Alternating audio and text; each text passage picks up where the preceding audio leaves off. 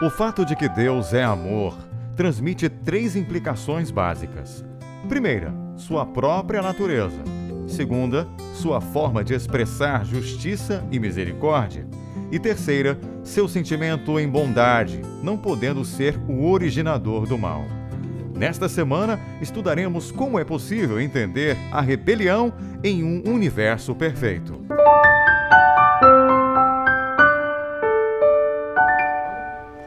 Muito bem, é uma alegria tê-lo conosco nesse primeiro estudo. Vamos bem direto ao ponto, porque agora a nossa dinâmica nessa temporada é um pouquinho diferente e você precisa lembrar-se de que nós estamos aqui apresentando só uma proposta de abordagem. O tema geral, você já conhece, tem a ver com vida, morte e eternidade. E o tema dessa semana, rebelião em um universo perfeito. A pergunta que nós precisamos responder, ela está dentro de um conceito de vida e de morte, de pecado e de consequência do pecado. O verso para memorizar, você observa aí na tela, que é de Isaías 14, verso 12. Veja como você caiu do céu, ó estrela da manhã, filho da alva. Veja como você foi lançado por terra, você que debilitava as nações. Entenda que na hora de você explicar esse texto, você vai perceber que ele é uma aplicação ao personagem Lúcifer. Embora o texto de Isaías seja um texto histórico, mas a sua aplicação ao personagem Lúcifer fica bem definida nesse verso. Vamos lá para o nosso esboço? Domingo, criação, uma expressão de amor. O Deus Criador é o Deus de amor, ok? Então o que é que isso revela? Aí você pode puxar o tema da parábola do joio e do trigo. E o que isso responde? Entenderam? Deus é o Criador e Ele é um Deus de amor. O que é que isso revela? Pergunte isso para a classe. Depois jogue para o tema a parábola do joio e do trigo. O que isso responde? Ok? Faça um exercício. Eu estou no início da semana com você para que você tenha de segunda a sexta-feira o preparo da lição com base nesse esboço. Na segunda-feira, nós vamos falar de um tema importante, que é a base para o amor, o livre-arbítrio. Então, entenda bem, quem aceita a liberdade de escolha deve aceitar pelo menos que haja 2 possibilidades. Senão é determinismo. Então, se você aceita a liberdade de escolha, pelo menos 2 possibilidades existem. Então, a pergunta para ser respondida na lição de segunda-feira é: onde estava o fundamento da rebelião de Lúcifer? Ok? Veja que você vai conduzindo a abordagem da lição com perguntas e interação na classe. As lições de terça e quarta-feira, elas são estudadas juntas. Mas eu quero propor que você comece falando de quarta e depois de terça, conforme você está vendo aí no esboço. Primeiro, o preço do orgulho. O que é iniquidade? Que iniquidade foi essa que se achou em Lúcifer? Então, leia Isaías 14, versos 13 e 14, porque é uma explicação de Isaías 14, verso 12. Então, é importante que você leia esses 2 textos de Isaías e você vai entender que tipo de iniquidade se achou em Lúcifer. Depois você faz uma aplicação ao personagem histórico Nabucodonosor. Lembre-se que ele faz parte de uma profecia de Daniel, que aponta para a história das nações, e Nabucodonosor, na profecia, era aquele que era representado pela cabeça de ouro. Contudo, ele quis mais do que isso. Em vez de apenas a cabeça de ouro, ele fez uma estátua completa, um corpo completo de ouro. Veja, esse ponto é interessante. Ele ambicionou mais do que Deus estava lhe dando. Será que não foi isso a iniquidade de Satanás, de Lúcifer? Ambicionar mais do que Deus lhe dara? Então faça uma ligação temática entre Nabucodonosor e o personagem Lúcifer, porque por trás dessas ações a intenção era a mesma. Na lição de terça-feira, você percebe o tema é ingratidão misteriosa e a causa é primária, a formosura e o esplendor. E a consequência primária é que elevou-se o coração de Lúcifer.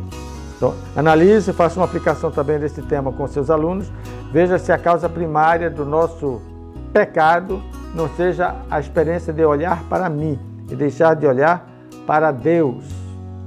E quando nós olhamos para nós mesmos, nós corremos um risco de o nosso coração elevar-se e o nosso orgulho se manifestar.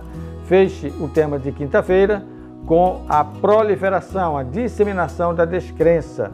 Causa primária. Veja que eu estou trabalhando essas ideias. Causa primária, consequência primária. Você pode trabalhar isso para ficar mais fácil a compreensão da abordagem. Causa primária da disseminação da descrença.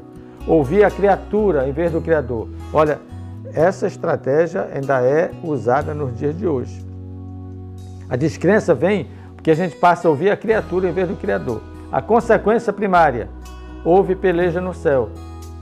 E na nossa vida há os conflitos, porque naturalmente, como a gente não ouve a voz do Criador, nós entramos num conflito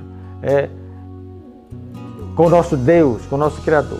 E a consequência secundária é não haver mais lugar no céu para Lúcifer, como também não haverá mais lugar no céu para aquele que se coloca no lugar do Criador. Ok? Essa é a abordagem que o esboço para essa semana apresenta e eu finalizo com o conceito da conclusão para a lição número 1. Deus é amor. A partir desse amor, ele criou um universo cheio de harmonia. A lei do amor foi apresentada erroneamente como uma restrição à liberdade e o resultado foi a guerra no céu. Preste atenção. Ele criou um universo cheio de harmonia. A lei do amor foi apresentada erroneamente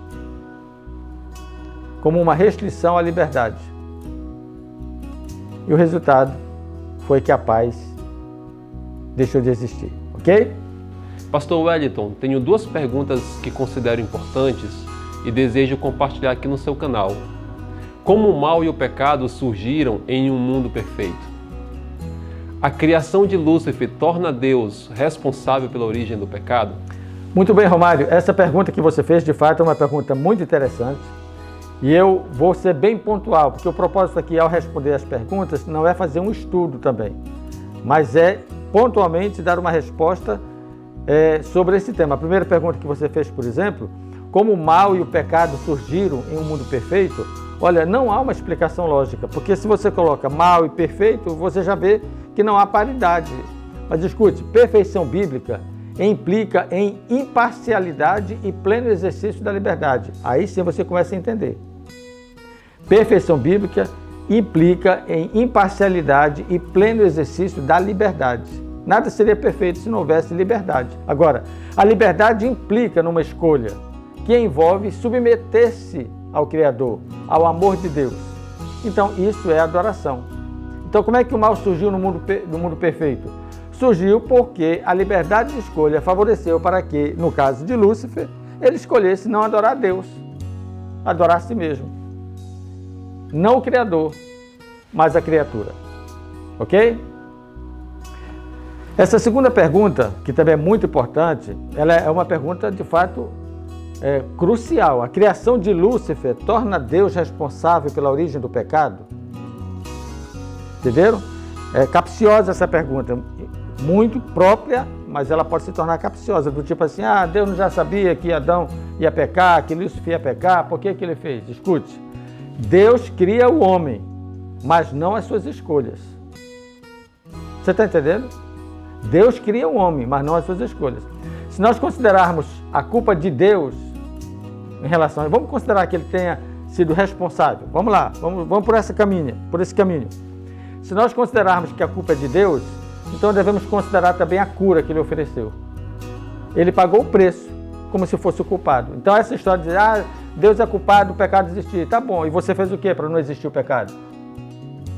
Não fez nada, quem fez foi Deus. Ele mandou o seu filho e ele morreu pelo seu pecado.